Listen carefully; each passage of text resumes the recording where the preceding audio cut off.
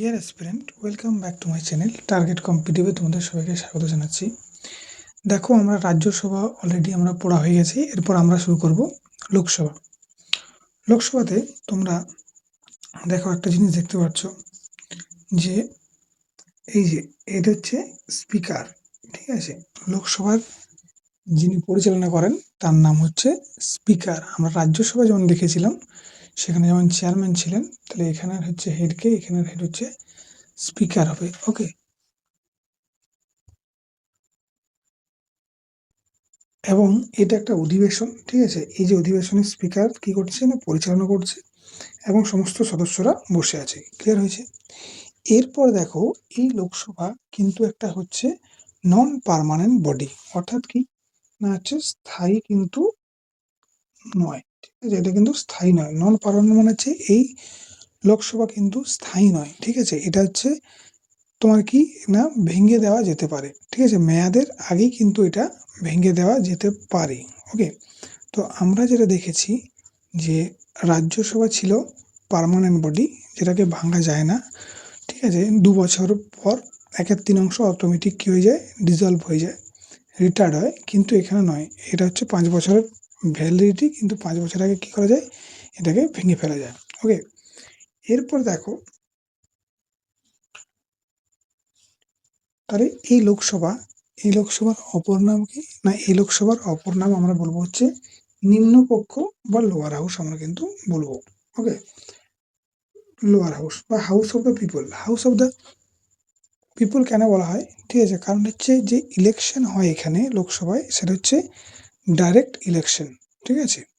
অর্থাৎ জনগণ সরাসরি ভোটের মাধ্যমে তার নির্বাচন করে, ঠিক আছে, সদস্য নির্বাচিত হয়। ক্লিয়ার? এরপর দেখো, অনুচ্ছেদ যে ৮১, সেই ৮১ অনুচ্ছেদে কিন্তু লোকসভা সম্পর্কে বলা আছে, ঠিক আছে। এবং লোকসভার গঠন এবং কেন্দ্রশাসিত এবং রাজ্যে যে প্রতিনিধিত্ব করবে সে সম্পর্কেও কিন্তু বলা কিন্তু আছে এই আর্টিকেল ৮১-তে।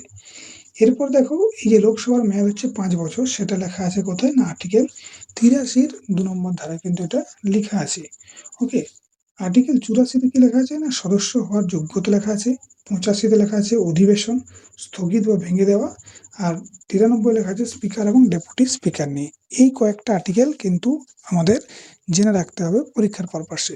ওকে, নেক্সট দেখো, নেক্সট হচ্ছে আমরা এর গঠন বলবো, ঠিক আছে। গঠন কিভাবে হয় না হচ্ছে কম্পোজিশন দেখতে যদি আমরা যাই, তাহলে আমরা দেখব যে সর্বাধিক যে মেয়াদ সিট সংখ্যা, সেই সিট হচ্ছে কত না ৫৫২ জন। টোটাল সিট যদি হয় তাহলে সিট হচ্ছে কত না ৫৫২ জন।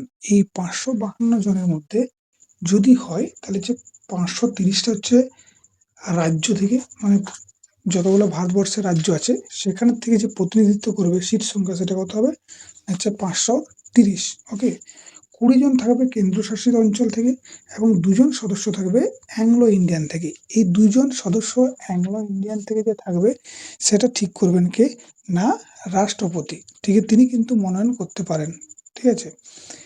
পারেন নয়, এখন পারেন না, আগে পারতেন। আমি জাস্ট আগের কনসেপ্টে বলছি যে পারেন, ঠিক আছে। এবং আমরা তাহলে লোকসভাতে দেখলাম ২ জন অ্যাংলো ইন্ডিয়ানকে তিনি মনোনীত করতে পারতেন, ঠিক আছে। এবং রাজ্যসভাতে কত না হচ্ছে ১২ জন, ঠিক আছে। তাহলে পরীক্ষায় তোমাকে এইভাবে কোশ্চেন দিত আগে যে মোট, ঠিক আছে, কতজন সংসদে সদস্য মনোনীত হন। তাহলে এখানে হচ্ছে ২ জন আর রাজ্যসভায় হচ্ছে ১২ জন, তাহলে টোটাল ছিল কত ১৪ জন। এটা আগের কোশ্চেন বলছি, কারণ হচ্ছে এটা এখন কিন্তু নেই, আমি আসছি এটা নিয়ে। তাহলে এই যে ২ জন অ্যাংলো ইন্ডিয়ান সদস্য কিন্তু এখন আর কিন্তু নেই, ঠিক আছে। তাহলে অলরেডি আমাদের কমে গেল। এটা সর্বাধিক সংখ্যা বলছি, যে মোট সদস্য সংখ্যা হচ্ছে কত ৫৫২, তার মধ্যে ৫৩০ হচ্ছে রাজ্য থেকে, ২০ জন হচ্ছে কেন্দ্রশাসিত অঞ্চল থেকে, ২ জন হচ্ছে অ্যাংলো ইন্ডিয়ান থেকে, ঠিক আছে। আমরা যেমন ২৫২টা বলেছিলাম এখানে সর্বাধিক, ২৫০টা, আর এখানে কিন্তু ৫৫২টা। ক্লিয়ার? সর্বাধিক। কিন্তু সিট সংখ্যা কত হয়েছে ৫৪৫টা হয়েছে আছে, ঠিক আছে। কেন ৫৪৫টা? এই ৫৪৫টার মধ্যে সেম হিসাব দেখো, ৫২০ জন সদস্য হচ্ছে রাজ্য থেকে হয়। ওকে, 13 জন সদস্য হচ্ছে কেন্দ্রশাসিত অঞ্চল থেকে হয়, আর 2 জন রাষ্ট্রপতি মনোনীত করে অ্যাংলো ইন্ডিয়ান থেকে। এই যে ধারণাটা, এই ধারা হচ্ছে 331 নম্বর ধারাতে উল্লেখ করা আছে যে রাষ্ট্রপতি 2 জন অ্যাংলো ইন্ডিয়ানকে তিনি কিন্তু কি করতে পারবেন, না মনোনীত করতে পারবেন।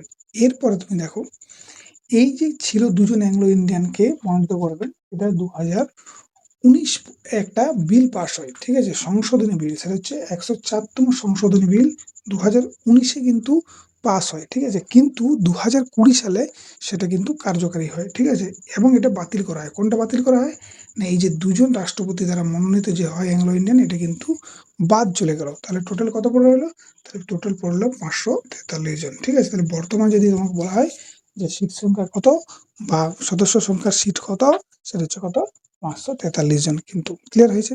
ওকে। এরপর দেখো, এরপর লোকসভা যে সদস্য হতে হলে কি কি যোগ্যতা লাগবে, ঠিক আছে, সেই যোগ্যতাটা আমাকে কিন্তু অবশ্যই জানতে হবে, ঠিক আছে। তাহলে যোগ্যতা কি কি লাগবে, যোগ্যতা প্রথমেই বলেছে দেখো, ভারতের নাগরিক হতে হবে, ঠিক আছে। অর্থাৎ তুমি যদি ইন্ডিয়ান সিটিজেনশিপ হও, ঠিক আছে, তাহলে কিন্তু তুমি লোকসভার সদস্য হওয়ার যোগ্য, ঠিক আছে, ফার্স্ট পয়েন্ট। 2 নম্বর দেখো, বলেছে ন্যূনতম বয়স হতে হবে 25। আমাদের রাজ্যসভার বয়স ছিল 30, কিন্তু লোকসভায় ন্যূনতম সদস্য হবে, যিনি সদস্য হবেন তার বয়স অন্তত পক্ষে 25 হওয়া কিন্তু অবশ্যই দরকার। 25-এর নিচে কিন্তু হবে না। ওকে। এরপর কি না বলেছে, নির্বাচিত তালিকায় ভোটার নাম থাকতে হবে, ঠিক আছে। এরপরে দেখো কি কি হওয়া চলবে না, ঠিক আছে। সেম জিনিস যেমন রাজ্যসভায় ছিল, কোনো লাভজনক পদে অফিস বা প্রফিটে থাকা কিন্তু চলবে না। ক্লিয়ার হয়েছে? মানে জব। 2 নম্বর বলছে দেউলিয়া হলে হবে না, ঠিক আছে। আর মানসিকভাবে অক্ষম, যেটাকে বলে আনসাউন্ড মাইন্ড হলে কিন্তু হবে না, বা কোনো একটা গুরুতর অপরাধে যদি দণ্ডিত হয় তাহলে কিন্তু হবে না, ঠিক আছে। এখান থেকে তোমাকে বেসিক্যালি তোমাকে এটা দেই, এটা ইম্পর্টেন্ট যে কি হতে হবে, বয়সটা কত দেয়, ঠিক আছে। বয়সটা কত না হচ্ছে 25 বছর, রাজ্যসভায় হচ্ছে 30, কিন্তু আর লোকসভায় হচ্ছে 25। ওকে।